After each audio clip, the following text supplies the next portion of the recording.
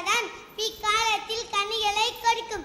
அதே போல ஒவ்வொரு குழந்தைக்கும் அன்பும் அரவணைப்பும் சத்தான உணவும் முறையான கல்வியும் கிடைத்தால்தான் சிறந்தவராக வளர முடியும் என்று உறுதியாக உங்களுக்கு சொல்கிறேன்.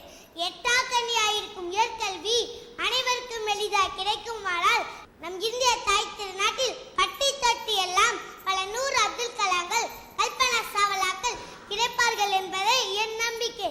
இதை நாம் உயர்த்தி கொள்ள இது அப்துல் கலாமின் நேற்று என்பது உடைந்த பானை, இன்று என்பது கையில் உள்ள வீணை, நாளை என்பது அதில் மேல் இருக்கும் புனை என்ற அமுத வரிகளை உறுதியாக கடைபிடித்தோமானால் உலக வல்லரசு பட்டியலில் இந்தியா முதலிடம் பெறு என்பதில் சிறிதளவு மையமில்லை.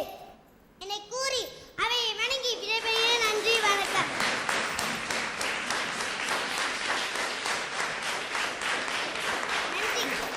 இங்கு அமர்ந்திருக்கும் தலைவர் அவர்களுக்கும், சிறப்புமிக்க விருந்தினர் அவர்களுக்கும், இங்கு அமர்ந்திருக்கும் சகோதர சகோதரிகளுக்கும் மற்றும் மக்கள் தொலைக்காட்சி நேயர்கள் அனைவருக்கும் என் கனிவான வணக்கங்கள். எல்லாரும் சொன்னாங்க இந்தியா குடியரசு ஆகணும், எல்லாமே சொன்னாங்க. ஆனால் என்னோட கனவு என்னன்னு பார்த்தீங்கன்னா, எங்கள் ஊரில் ஒரு அடிப்படை தேவை அது நிறைவேறங்கிறது தான் என்னோட கனவாக இருக்குது. காளையார் கோவிலில் வட்டார அலுவலகம் அமையணும், அதுதான் என்னோட கனவுன்னு நான் இன்னைக்கு பேச வந்திருக்கேன். சிவகங்கை சீமை அப்படின்னு எல்லாராலும் பாராட்டப்பட்ட நம்ம மாவட்டத்தில் 12 ஒன்றியங்கள் இருக்கு. அந்த 12 ஒன்றியங்களில் ஒரு ஒன்றியம் தான் காளையார் கோவில்.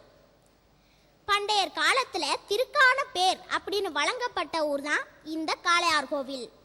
காளையார் கோவில் என்றதும் நம்முடைய அனைவரது நினைவிற்கும் வருவது மருது சகோதரர்கள். காளையார் கோவில் என்றதும் நம்முடைய அனைவரது நினைவிற்கும் வருவது மருது சகோதரர்கள். அந்த மருது சகோதரர்கள் ஆண்ட இந்த பகுதியில் 381 கிராமங்களும் 44 ஊராட்சிகளும் இருக்கு. இங்கே சுமார் 1 லட்சம் மேல மக்கள் வசிக்கிறாங்க. இருந்தாலும் இங்கே எந்த விதமான தொழில் வளர்ச்சியும் காணப்படலை. இங்கே வசிக்கிற இளைஞர்கள் முதல் முதியவர்கள் வரை எல்லாருமே சென்னை, கோவை, திருச்சி, திருப்பூர் இந்த மாதிரி பிற நகரங்களுக்கு தான் பிழைப்புக்கு வழி தேடி போறாங்க. கிராமங்கள் தான் நாட்டின் முதுகெலும்பு அப்படின்னு சொல்லியிருக்காரு நம்ம தேசத்தந்தை. ஆனா அப்படிப்பட்ட கிராமங்கள்ல இன்னைக்கு சரியான சாலை வசதி இல்லாத கிராமங்கள் தான் ஏராளம். காளையார் கோவில் இளையாங்குடி சாலையில் உள்ள மரோமங்கலம் ஊராட்சியில் சுமார் 180 கிராமங்களுக்கும் மேற்பட்ட கிராமங்கள் இருக்கு. அந்த கிராமங்கள்லனா சரியான சாலை வசதி இல்லை. அங்கே சரியான சாலை வசதி இல்லாத காரணத்தினால சரியான பேருந்து வசதி இல்லை. அப்ப அந்த கிராமத்தை சார்ந்த மக்கள் அனைவரும் எவ்வளவு துயரத்திற்குள்ளார்கள் என்பது நாம் அனைவரும் சற்று சிந்திக்க வேண்டிய ஒரு விஷயம். இப்போ நம்ம எல்லோருமே பிறப்பு சான்றிதழ், குடும்ப அட்டை, இப்போ நம்ம விவசாயிங்கன்னா அதிகமாக வாங்குற அடங்கல், இது எல்லாமே வாங்குறதுக்கு நம்ம சிவகங்கை வட்டார அலுவலகத்துக்கு தான் போகிறோம். இப்போ ஒரு சான்றிதழ் வாங்க போகிற ஒரு விவசாயம் எடுத்துக்கோமே, காலையில் எழுந்து பழு துளக்கிட்டு அங்கே போய் குளிச்சுட்டு வீட்டில் சாப்பிட்டுட்டு ஒரு சைக்கிள் எடுத்துகிட்டு போகிறாரு, பஸ் ஸ்டாண்டுக்கு போகிறாரு. அந்த ஊரில் என்னன்னு பார்த்தீங்கன்னா 1/2 மணி நேரத்துக்கு ஒரு தடவை தான் பஸ்ஸு, அதுவும் காலை நேரம். கல்லூரிக்கு போகிறவங்க, பள்ளிக்கு போகிறவங்க, வேலைக்கு போகிறவங்க சும்மா டாப்பில் இருந்து தொங்கிட்டு வர்ற சூழ்நிலைக்கு கூட்டம். அந்த கூட்டத்தில் இந்த முதியவர் சிக்கிக்கிறாரு. அங்கேருந்து சிவகங்கைக்கு போய் சேர 12 மணி ஆகி போயிடுது. சிவகங்கை ஸ்டாப்பில் இறங்கி பொடிநடையாக நடந்து போகிறாரு வட்டார அலுவலகத்துக்கு. அங்கே பார்த்தீங்கன்னா வட்டார அலுவலகத்திலேருந்து கேட்டு நுழைவாயில் வர சரியான வரிசை. அந்த வரிசையை தாண்டி அவர் போகிறாரு. அதுக்கு அவர் சொல்லிட்டாரு நாளைக்கு வாங்க. அதே மாதிரி நாளைக்கு இவர் வந்து பார்த்துட்டு நாளை கழிச்சு வாங்க. இப்படியே 2-3 நாளா இருந்து பார்த்துட்டு அங்கேயே தங்கிறாரு. இப்படிப்பட்ட ஆண்களோட நிலைமையே இதுனா ஆண் துணை இல்லாதவர்கள், கணவனை இழந்தவர்களோட நிலைமையனா கொஞ்சம் யோசிச்சு பாருங்க.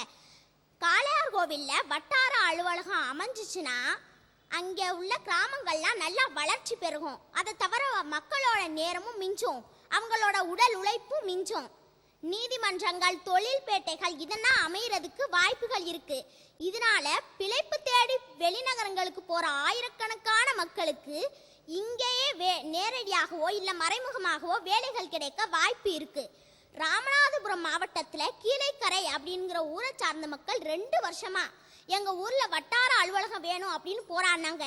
இன்னைக்கு அவங்க ஊர்ல வட்டார அலுவலகம் இருக்கு.